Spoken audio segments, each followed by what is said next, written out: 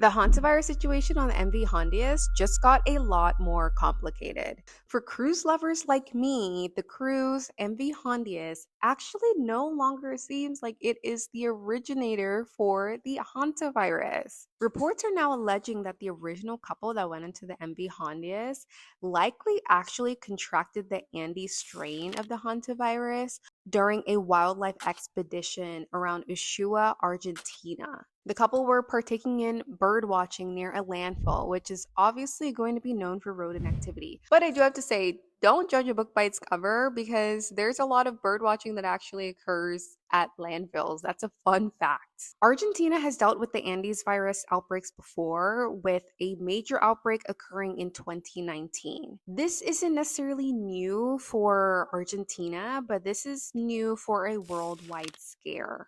And this matters because the Andes strain is very different from the hantavirus, which was originally communicated to us. So, the Andes strain is the only hantavirus known for confirmed human to human transmission, and usually through very close, prolonged contact. So, for example, husband and wife.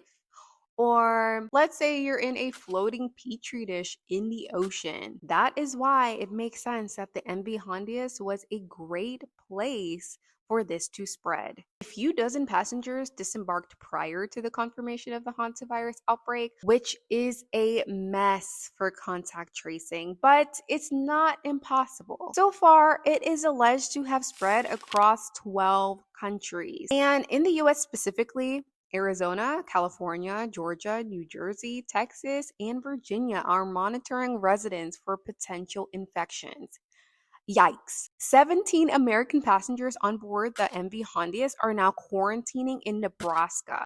Now, is this the pandemic that we should be worried about? That's the biggest question that we all have. Well, on one hand, the Andes virus is much less transmissible than COVID. In a weird way, the high mortality rate of around 40% actually limits the spread because patients usually become severely ill and unfortunately pass away quickly, and transmission tends to require close contacts. That means that unlike COVID, there aren't normally enough people to spread it on a widespread scale. But on the other hand, the last time we were told not to panic, we social distanced for 3 years. What do you think about this new revelation?